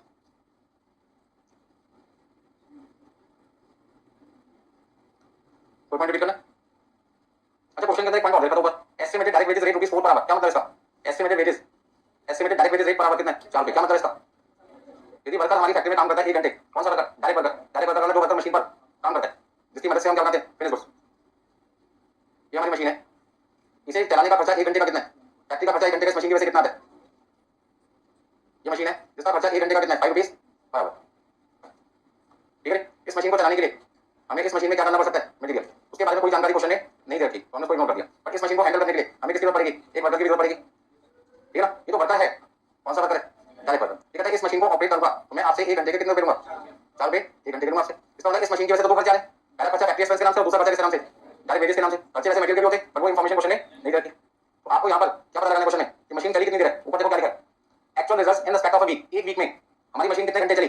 2000। ठीक है ना? मशीन आज प्रोड्यूस 2000 आवर्स और मशीन के प्रोडक्टिव आवर्स कितने हैं? इस मशीन ने कितने घंटे प्रोडक्शन किया? 2000 घंटे मशीन ने प्रोडक्शन किया। यदि मशीन ने 2000 घंटे काम किया तो मशीन का फैक्ट्री का खर्चा कितना आएगा? इससे मल्टीप्लाई कर देंगे तो फैक्ट्री एक्सपेंसेस 2000 घंटे के कितने आएंगे? 10,000 रुपए आने चाहिए। और यदि मैं वर्कर की वेजेस की बात करूं तो वर्कर कहेगा 1 घंटे के 4 रुपए लेता हूं मशीन को चलाने के, और मशीन मैंने कितने घंटे चलाई है? 2000 घंटे। तो मुझे लेबर के पैसे कितने दो? 2000 घंटे की लेबर के पैसे कितने बनेंगे? लेबर कॉस्ट कितनी बनेगी? 2000 घंटे के 4 रुपए के हिसाब से मुझे लेबर के कितने पैसे दो? आ गया। ये वो पैसे तो वर्कर मांग रहा है और क्वेश्चन में क्या लिखा है? Wages incurred. इनकर्ड का मतलब क्या है? जो पैसे हमने दिए। देने कितने चाहिए थे? 8000। दिए कितने? 9000। तो हमारा तो नुकसान हो गया। खर्चा हमने कर दिया 9000, खर्चा कितना कर दिया? 9000। होना कितना चाहिए था? 8000। इसका 1000 का नुकसान हो गया, अंडर चार्ज हो गया, कम चार्ज किया। पहले नोट करो इसे। इसमें और भी खर्चे हो सकते हैं मटेरियल का, हो सकता है वो देख लिखा क्वेश्चन में। क्वेश्चन में लिखा सकता था 1 घंटे मशीन के चलने पे मटेरियल 20 रुपए का यूज होता है, तो मटेरियल कॉस्ट पर आवर कितनी आती? 20 रुपए। तो ये 4 रुपए और 5 रुपए है क्या? पहले इसको समझ लेते हैं। 4 रुपए का मतलब है 1 घंटे वर्कर मशीन चलाएगा तो हमें अपने कस्टमर से वेजेस के पैसे कितने मांगने चाहिए? 4 रुपए। और 1 घंटे यदि वर्कर फैक्ट्री में काम करता है तो फैक्ट्री का खर्चा एक कस्टमर से, मतलब उस कस्टमर के लिए जिसके लिए मशीन इस्तेमाल हुई है उससे कितने रुपए मांगने? 5 रुपए। अब ये मशीन हमने कस्टमर के लिए कितनी यूज की है? 2000 घंटे। यदि प्रोडक्शन 2000 घंटे हो रहा है तो प्रोडक्शन का फायदा किसको मिलता है? कस्टमर को। प्रोडक्शन का फायदा यदि कस्टमर को मिलता है तो मशीन के 2000 घंटे के पैसे किससे मांगेंगे हम? कस्टमर से तो मांगेंगे। आगे प्रोडक्ट में 2 घंटे के लिए यूज कर रहा हूं आपको पढ़ाने के लिए, तो 2 घंटे का जो खर्चा आएगा वो पैसे मुझे किससे मांगने चाहिए? आपसे मांगने नहीं। ये प्रोडक्ट में 100 के तौर पर थोड़ी जाके बैठा हूं, लाइक पड़ेगी तो अच्छा लगेगा पढ़ाने में। आपकी डिस्प्ले क्या है बेटर, जो बच्चे दूर बैठे हुए उनको भी ध्यान से अच्छी तरीके से दिखाई दे, और कोई भी पॉइंट रिपीट करना है तो फटाफट से आगे पीछे जा सकते हैं। तो 4 रुपये 5 रुपये का मतलब है, एक बार आपकी बात समझाता हूँ। 4 रुपये का मतलब है 1 घंटे जब वर्कर हमारी फैक्ट्री में मशीन चलाएगा तो हमें अपने कस्टमर से लेबर के पैसे कितने मांगने हैं? 4 रुपये, और फैक्ट्री एक्सपेंस के कितने रुपये मांगने हैं? 5 रुपये मांगने। अब पॉइंट ये बनता है कितने घंटे के पैसे मांगने हैं, तो आपका जवाब है 2000 घंटे के। ये वो पैसे जो मुझे मांगने हैं, मांगने को क्या कहते हैं? कॉस्ट अकाउंटिंग करते कितने पैसे मांगने चाहिए थे, और आपने खर्चा कितना कर दिया? 9000 और कितना 10,000 200। तो 2000 घंटे के 4 रुपये के हिसाब से हम कस्टमर से ले रहे हैं 8000।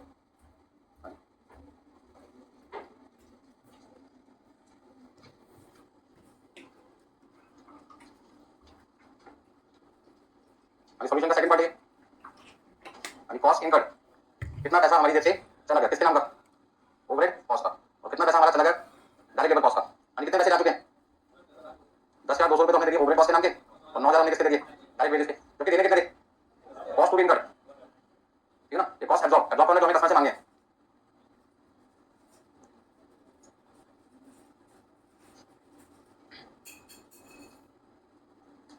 यानी कॉस्ट टू बी रिकवर लिख दो। एब्जॉर्ब कॉस्ट जो पैसे हमने कस्टमर से मांगे, कस्टमर से क्या था? 2000 घंटे के लिए मशीन चलाइए, 1 घंटे के 5 रुपये बनते हैं, आप हमें कितने रुपये दो? 10,000। 2000 घंटे 4 रुपये के हिसाब से लेबर के पैसे हमने कितने मांगे? 8000। मांगे 10,000, जेब से चला गया 200, कितने का नुकसान हो गया? तो जो पैसे का नुकसान हो गया वो आपके लिए क्या हो गया? अंडर चार्ज हो गया ना। मांगा 8000, खर्चा हो गया 9000, कितने का नुकसान हो गया? तो 1000 रुपये का लेबर का कॉस्ट हो गया, 200 रुपये का नुकसान ओवरहेड हो गया। स्टेटमेंट शोइंग क्या शो करेगा? Statement under charge overhead cost and direct labour cost. Under मैंने क्यों लिखा? क्योंकि पैसा आपकी जेब से ज्यादा रिकवर समझ। एब्जॉर्ब कॉस्ट भी कर सकते हो, रिकवर कॉस्ट भी कर सकते हो, वो पैसे जो हम रिकवर कर रहे हैं। अब हमसे कस्टमर पूछ रहे कितना पैसे दो ओवरहेड के, तो मैंने कहा 2000 घंटे मशीन आपके लिए चलाइए, 1 घंटे का खर्चा मेरे कॉस्ट अकाउंट का कितना मांगना है? 5 रुपये। तो 2000 घंटे का खर्चा मुझे कस्टमर से कितना मांगना चाहिए था? 10,000। तो मैंने मांगा भी कितना? 10, लेकिन जेब से कितने लगे? 200। तो कितने पैसे कस्टमर से कम मांगे? 200, नुकसान हो गया, अंडर चार्ज हो गया। 1 घंटे की वर्कर की वेजेस कॉस्ट अकाउंटिंग करते हैं, कस्टमर से कितना मांगो? 4 रुपये। तो 2000 घंटे के लिए कस्टमर से कितने पैसे मांगो लेबर कॉस्ट के? 8000 मांगा, 8000 लेकिन जेब से कितने चले गए? 9000। तो गलती कितनी की हो गई? 1000 की। तो दिक्कत इसमें। अब जल्दी से 36 क्वेश्चन निकालिए, और यहाँ पे मुझे करके दिखाइए। 5 से 10 मिनट आपका टाइम लगेगा। आज तो हो भी जाएगा, घर जाके होगा भी नहीं। घर जाके क्या हो गया कि तो एग्जाम जैसे मुझे आता है, जब एग्जाम में आएगा जाके तो सर ने कहा था मैंने तो कहेंगे।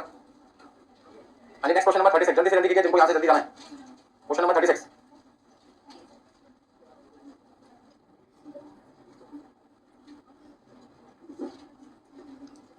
जितना जल्दी करोगे उतना जल्दी यहाँ से जा पाओगे।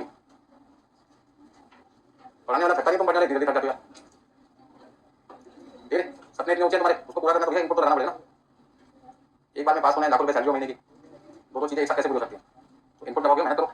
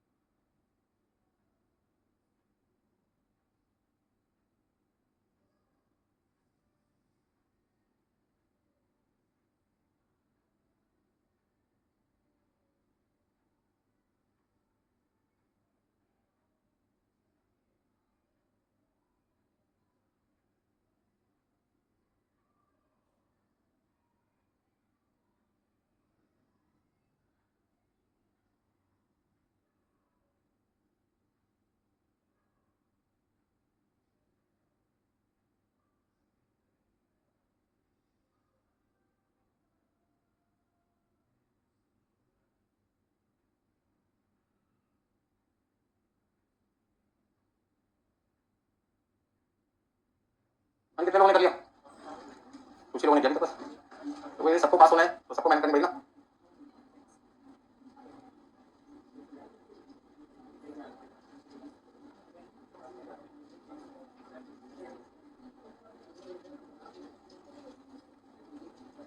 देखो 36 क्वेश्चन में क्या लिखा 36 में, the budget of a machine shop normal working hours per week कितने 40 घंटे, और इसमें मेंटेनेंस की वजह से कितना लॉस हो गया, यानी कितनी मशीन है 15 मशीन है तो ऊपर 15 लिखेंगे 14 लिखेंगे। जानकारी एक साल की दे रखी है आपको, और एक साल में कितने हफ्ते काम किया गया 50 वीक्स, तो 40 में से 5 माइनस किया 35 घंटे, 35 को मल्टीप्लाई कर दिया किससे आपने 15 से, मल्टीप्लाई कर दिया 50 से, 26,250 घंटे। एक साल के 15 मशीन का टाइम आ गया, एक साल का 15 मशीन का 26,250 घंटे का प्रोडक्टिव टाइम आ गया। यानी ओवरहेड का खर्चा क्वेश्चन में कितना दिया हुआ है 5,25,000, तो 5,25,000 हम खर्च करते हैं 15 मशीन को एक साल चलाने के लिए, मतलब एक साल का खर्चा 15 मशीन का 5,25,000 फैक्ट्री का, 26,250 घंटे हमने फायदा लिया प्रोडक्शन किया, तो एक घंटे का खर्चा कितना है 2020 20 रुपए का, तो एक घंटे एक मशीन चलाने का फैक्ट्री का खर्चा कितना है 20 रुपए। हमारे क्वेश्चन में लिखा था actual in respect of 4 week period, 4 week period करना, अब जो आपको कैलकुलेशन करनी है कितने वीक की करनी है 4 वीक के लिए करना है। तो ओवरहेड का खर्चा इन 4 हफ्तों में कितना इनकम हुआ 49,000, और वर्कर को वेजेस आपने कितने पे किया 7,500। नोट करना किसी को, क्वेश्चन नंबर 36 में फर्स्ट आंसर एमएचआर आपके पास आएगा 20 रुपए 20 रुपीज, सबका मैच कर रहे हैं। चलिए अब ये कहते हैं एक घंटे का वर्कर को हम कितना पैसा देंगे, एक घंटे का वर्कर को हम कितना पैसा देंगे 3 रुपए देंगे, और ओवरहेड का खर्चा कितना है 20 रुपए, वर्कर ने इन 4 हफ्तों में 4 वीक पीरियड में 4 वीक पीरियड में कितनी देर काम किया, तो 2400 घंटे के पैसे कितने बनते हैं 2400 घंटे के पैसे कितने बनेंगे फैक्ट्री के, तो 20 रुपए से मल्टीप्लाई करेंगे, और लेबर के कितने बनेंगे तो 3 से मल्टीप्लाई करेंगे। ठीक है, तो देखो सॉल्यूशन पे चलते हैं। यानी ओवरहेड का खर्चा 2400 घंटे का 20 रुपए के हिसाब से निकालना पड़ेगा, और यहाँ पे हमें 3 रुपए के हिसाब से निकालना पड़ेगा, तो कितना लिखेंगे जल्दी से बताओ भाई 48,000 7,000, ये पैसे हमने कस्टमर से मांगे हैं, जबकि हमारी जैसे कितने चले गए 49,000 और 70, दोनों जगह नुकसान हो रहे, इधर 1000 रुपए और इधर, तो क्या लिखेंगे अंडर, बाकी इतने करते हैं, बाकी काम होगा नेक्स्ट क्लास में आपका।